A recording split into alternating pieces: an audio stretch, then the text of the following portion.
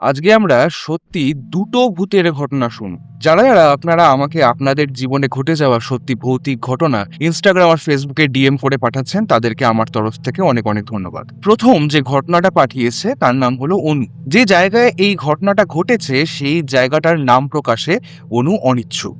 যে ঘটনাটা ঘটেছে সেটা ডিরেক্ট ওর সাথে নয়, ওর মাসির মেয়ের সাথে ঘটেছিল। ওর মাসির মেয়ের নাম অনুপমা। এই সময় অনু কিন্তু বয়সে যথেষ্টই ছোট ছিল। অনুপমার দিদির বাড়ি কৃষ্ণনগরে। খুব অল্প বয়সেই ওর বিয়ে হয়ে যায়। বিয়ে হয়ে যাওয়ার ২-১ মাস পর থেকেই অদ্ভুত অদ্ভুত বেশ কিছু জিনিস ওর সাথে ঘটতে শুরু করে। একটা কালো ছায়া যেন মাঝে মধ্যেই ওকে দেখা দিয়ে যায়। ২০২২ সালে অনুপমার বিয়ে হয়ে যায়। বিয়ে হয় বেশ গ্রামের দিকের এক জায়গায়।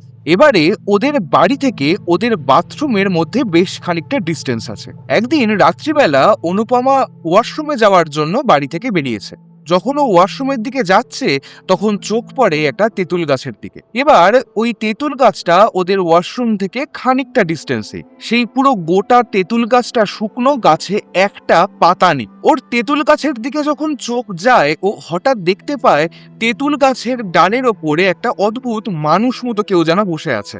ও ব্যাপারটা দেখেই সাথে সাথে ভয়ে ছুটে ঘরে ফিরে যায়। ওর হাজবেন্ডকে সমস্ত কথা খুলে বলে। সেই সময় ওর হাজবেন্ড বলে, তুমি ঘুমের ঘরে হয়তো ভুলভাল কিছু একটা দেখেছো। কিন্তু ও আরো জোর করে বলে, আমি স্পষ্ট দেখেছি তেঁতুল গাছের ওপর একটা মানুষ মতো কিছু বসে আছে। তো এরপর ওর হাজবেন্ড ওকে নিয়ে ফোনের ফ্ল্যাশ লাইট জ্বালিয়ে ওই তেঁতুল গাছের কাছে যায়। আলো ফেলে দেখা যায় ওখানে আর কিচ্ছু বসেনি। তো স্বাভাবিকভাবেই অনুপমা ভাবে হয়তো কোনো জিনিস হয়তো ভুল দেখেছেও, এটা ভেবে ও ওয়াশরুম চলে যায়। এর ২-৩ দিন পর থেকে ও অদ্ভুত অদ্ভুত স্বপ্ন দেখা শুরু করে। স্বপ্নে ও দেখা শুরু করে ও কাঁচা মাছ খাচ্ছে, কাঁচা মাংস খাচ্ছে। এমন স্বপ্ন রোজ দেখছে ও পুরো ব্যাপারটা ওর হাজবেন্ড আর অনুর মাকে জানায়। তখন অনুর মা বলে, ঠিক আছে, আর কয়েকদিন দেখ, যদি এরকম ভাবে চলতে থাকে তাহলে তুই আমাদেরকে বলিস। আর এর ৩ দিন পর থেকেই শুরু হয় আসল ঘটনা। একদিন ওর হাজবেন্ড বাড়ি ফিরেছে কাজ থেকে, খুবই ক্লান্ত হয়ে আছে। সে বলে, আমায় খেতে দাও, খিদে পেয়েছে।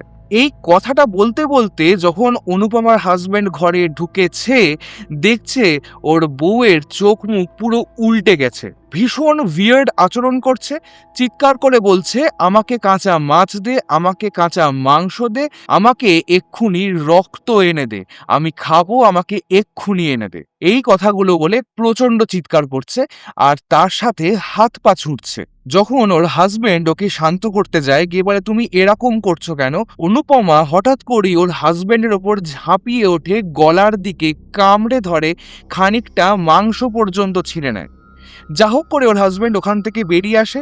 পুরো ব্যাপারটা ওদের বাড়িতে ওই মুহূর্তে ফোন করে জানায় আর তার সাথে সাথে পাড়া প্রতিবেশীদেরকেও জানায়। এরপর অনুকে ধরে নিয়ে যাওয়া হয় ডায়মন্ড হারবারে একজন তান্ত্রিকের কাছে। সেই তান্ত্রিক জানায়, অনুপমার বিয়ে হওয়ার জাস্ট কিছুদিন আগে একটা ছেলে ওদের গ্রামে আত্মহত্যা করেছিল। ছেলেটা একটা মেয়েকে ভীষণ ভালোবাসতো, কিন্তু সেই মেয়েটা ছেলেটাকে চিট করায় সেই কষ্ট সহ্য করতে না পেরে ছেলেটা আত্মহত্যা করে। আর তার কয়েকদিনের মধ্যেই অনুপমার ওই গ্রামে বিয়ে হয়ে যায়। আরও ওই তান্ত্রিকটা বলেন, ওই ছেলেটার বাড়ি থেকে নাকি কোনো রকম শ্রাদ্ধ শান্তির কাজ পর্যন্ত করা হয়নি। কোনো একটা কারণে এই ছেলেটা অনুপমাকে নিজের সাথে নিয়ে যেতে চেয়েছিল। তারপরে সেই তান্ত্রিক ওকে একটা তাবিজ দেয়, সাথে অনুর মাকে কিছু মন্ত্র শিখিয়ে দেন আর বলেন কিছু রিচুয়ালস মেনে চলতে হবে।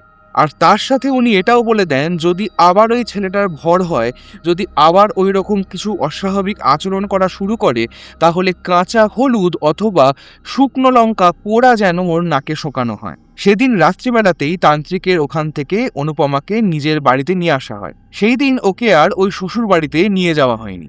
যে মুহূর্তে বাড়ি আনা হয়েছে তার খানিকক্ষণ পর থেকেই ও আবার ওই রকম অস্বাভাবিক ব্যবহার করা শুরু করে। ওই রকম চিৎকার চেঁচামেচি করছে, ওই রকমভাবে হাত পা ছুটছে, সমস্ত কিছু একই রকম। ওই সময় অনু আরেকটা জিনিস নোটিস করে, ওর দিদি মানে অনুপমা কোনোভাবে ওদের ঘরে রাখা একটা কালী মূর্তির দিকে তাকাতে পারছে না। যে মুহূর্তে ওই মূর্তির দিকে চোখ যাচ্ছে, সাথে সাথে ও যেন চোখ ঘুরিয়ে নিচ্ছে। অনু এই ঘটনাটা ওর মাকে জানায়। এরপর ওর মা ওই তান্ত্রিকের বলে দেওয়া সমস্ত নিয়ম মেনে ওই শুকনো লঙ্কা পোড়া, কাঁচা হলুদ এই সমস্ত ওর নাকের কাছে ধরেন। ওই তাবিজটা তো ও পড়েই আছে। এই সমস্ত কিছু করার পর ও খানিকক্ষণের জন্য শান্ত হয়। তার খানিকক্ষণ পরে আবার এই একই ব্যবহার, এই একই রিচুয়ালস করে আবার শান্ত করা হয়। এইভাবে ওই রাত্রিবেলাতে ২-৩ বার এই ঘটনাটা ঘটে। প্রত্যেকবার ওই একই রেমেডি করে শান্ত করা হচ্ছে। ও প্রত্যেকবার ওইভাবে চিৎকার করে উঠছে, আর প্রত্যেকবার ওরা একইভাবে শান্ত করছে। এইভাবে ২-৩ দিন কেটে যায়। হঠাৎ করেই যেন আর এই জিনিসটা হচ্ছে না বলে ওরা নোটিস করে। রাতের পর রাত জেগে আছে ওরা, কিন্তু এই যে চিৎকার চেঁচামেচি করা এতদিন ধরে চলছিল সেটা হঠাৎ করেই যেন বন্ধ হয়ে যায়। এরপর আর কোনোদিন ওর দিদি এইরকম কোনো জিনিস ফেস করেনি।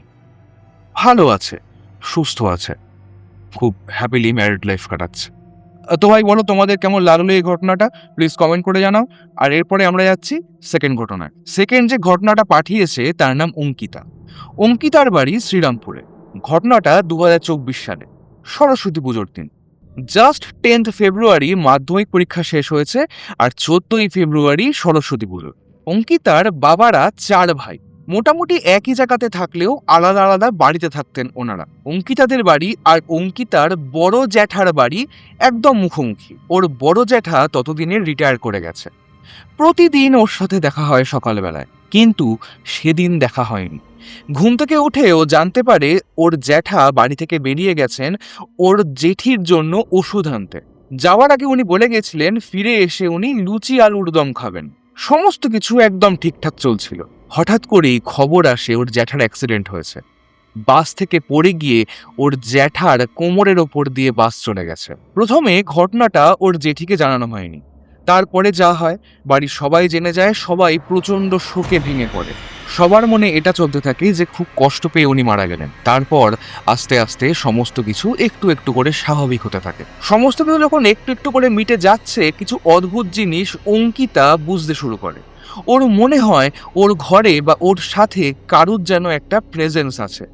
যখন ঘুমোতে যাচ্ছে তখনও যেন কেউ একজন ওর দিকে তাকিয়ে আছে। আর তাছাড়া প্রত্যেক দিন অদ্ভুত অদ্ভুত স্বপ্ন দেখাও শুরু করে।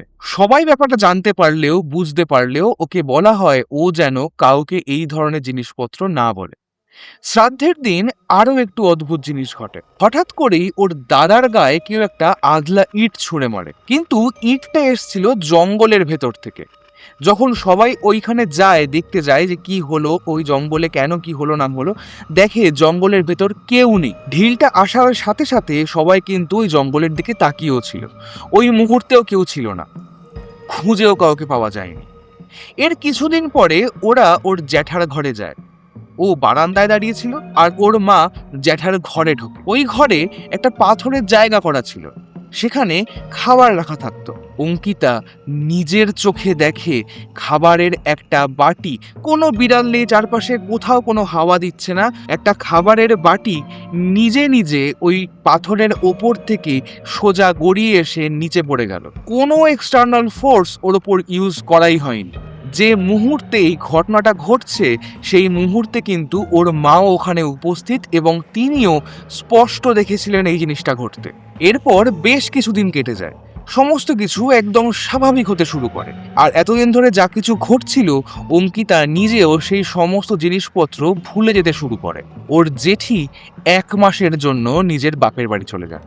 যেহেতু ওদের বাড়ি একদম মুখোমুখি ছিল, অঙ্কিতাদের বাড়ি থেকে ওদের জ্যাঠার বাড়ির বারান্দাটা একদম স্পষ্ট দেখা যেত। ও ওই সময় নিজের বাড়ির বারান্দায় দাঁড়িয়ে আছে। ওর মাসি ওই সময় পুজো দিচ্ছিলেন ওদের ঘরে দাঁড়িয়ে। হঠাৎ ওরা দুজনেই শুনতে পান ওদের জ্যাঠাদের বাড়ি থেকে একটা অদ্ভুত যেন আওয়াজ আসছে। এমনিতেই যেহেতু ওনাদের বাড়িতে আর কেউ থাকতো না, তাই বাড়িটা বেশ খানিকটা অন্ধকার থাকতো। আর কেউ যেহেতু থাকতো না, তাই বাড়িতে সে অর্থে কেউ পুজো দেওয়ারও ছিল না। অঙ্কিতারা আস্তে আস্তে নিজের বাড়ি থেকে বেরিয়ে ওদের জ্যাঠার বাড়ির দিকে এগিয়ে যায়। একটা ছায়ার মতো অবয়ব ও স্পষ্ট দেখতে পায়। যে পা দুটো ও দেখতে পায় সে দুটো বেশ খানিকটা লম্বা।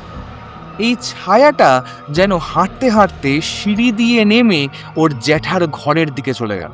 প্রথমে কিন্তু ও কাউকে এই ঘটনাটা বলেনি। বেশ কিছুদিন যাওয়ার পর ও এই জিনিসটা সবাইকে বলে। ওর বাড়ির লোকজন, ওর মাসি, সবাই কিন্তু ব্যাপারটা শুনে একটু অবাক হয়। কিন্তু ওই ঘর থেকে যে অদ্ভুত আওয়াজটা আসছিল, সেটা কিসের আওয়াজ সেটা কিন্তু ওরা জানে না। আচ্ছা, এখানে আরো একটা জিনিস জেনে রাখা দরকার। ওর জ্যাঠা যখন মারা গেছিলেন তারপরে ওনার দেহটাকে ওদের বাড়ির মধ্যে ঢোকানো হয়েছিল। জেনারেলি কেউ মারা গেলে তাকে এনে বাড়ির উঠোনে রাখা হয়, ওর জ্যাঠাকে কিন্তু বাড়ির মধ্যে ঢোকানো হয়েছিল, ওদের বাড়ির মধ্যে। অঙ্কিতা তারপর থেকে প্রায়শই নিজের বাড়ির মধ্যেও কিন্তু অদ্ভুত অদ্ভুত জিনিসপত্র, কারুর কিছু প্রেজেন্স, এটা কিন্তু স্পষ্ট বুঝতে পারতো। মানে মাঝে মধ্যেই একটা অদ্ভুত নেগেটিভ ফিলিংস ওর মধ্যে কাজ করতো। এর কিছুদিন পরে ও ওয়াশরুমে গেছে। ওয়াশরুমে গিয়ে দেখে ওয়াশরুমের কোণায় কালো মতো কিছু একটা ছায়া ওইখানে দাঁড়িয়ে আছে আর ওর দিকে তাকিয়ে আছে। ও সাথে সাথে নিজেকে শান্ত করার চেষ্টা করে। ও বোঝানোর নিজেকে চেষ্টা করে পাশের বাড়ির ছাদে হয়তো কেউ দাঁড়িয়ে আছে, তার ছায়াটা এসে ওদের বাথরুমে পড়েছে, সেখান থেকে হয়তো এই জিনিসটাও ভুল দেখছে। ও যা হোক করে যথেষ্ট ভয় পাওয়া সত্ত্বেও বাথরুমের মধ্যে স্নান করে। বাথরুম থেকে বেরিয়ে আসার পর থেকেই প্রচণ্ড শরীর খারাপের মধ্যে পড়ে। যত ওষুধ খাচ্ছে, যা কিছু হচ্ছে, কোনোভাবে জ্বর কমছে না। সমস্ত ডাক্তার হাজার ট্রিটমেন্ট করেও কোনোভাবে ওর শরীর ঠিক করতে পারছে না। যত দিন যাচ্ছে তত যেন আরো বেশি ডিটোরিয়েশন হচ্ছে। যে সময়টা ওর জ্বর চলছিল, ওর প্রত্যেক দিন মনে হতো কেউ যেন এসে ওকে এক্ষুনি মেরে ফেলবে। প্রত্যেকটা মুহূর্তে একই রকম কথা চিন্তা করতো আর প্রচণ্ড ভয়ের মধ্যে দিয়ে যেত। আস্তে আস্তে এমন কন্ডিশন হয় যে ও বিছানা থেকে আর উঠতে পর্যন্ত পারছে না। এরপর ওকে নিয়ে যাওয়া হয় পরিচিত একজনের কাছে, যে ঝাড়ফুঁক, জলপোড়া এই সমস্ত জিনিসপত্র দিতে পারে। তার কাছে নিয়ে যাওয়া হয়। তিনি অদ্ভুতভাবে একটা কথা বলেন, ওকে তোমরা খুব সাবধানে রাখবে। আর বেশ কিছু রিচুয়ালসের পরে ওর এই শরীর খারাপগুলো ধীরে ধীরে কমে যেতে থাকে।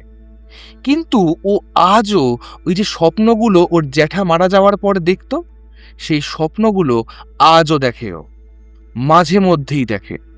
ও যখন ঘরে একা থাকে কিংবা যখন ছাদে থাকে, ওর মনে হয় ওর সাথে কেউ না কেউ আছে। কিন্তু এটার আগেনস্টে কোনো স্টেপ নিয়েও কোনো কাজ হয় না, বা ওদের বাড়ি থেকে তারপরে আর হালও ছেড়ে দিয়েছে সবাই। মাঝে মধ্যেই একদম মাঝরাতে ওদের বাড়ির গেট হঠাৎ করে নড়ে ওঠে। ওর মনে হয় ওর সাথে আজও কেউ যেন রয়ে গেছে। তো ভাই বলো, তোমাদের কেমন লাগলো দুটো ঘটনা? প্লিজ কমেন্ট করে জানাও। আর নেক্সট ঘটনা খুব শিগগিরই আসছে।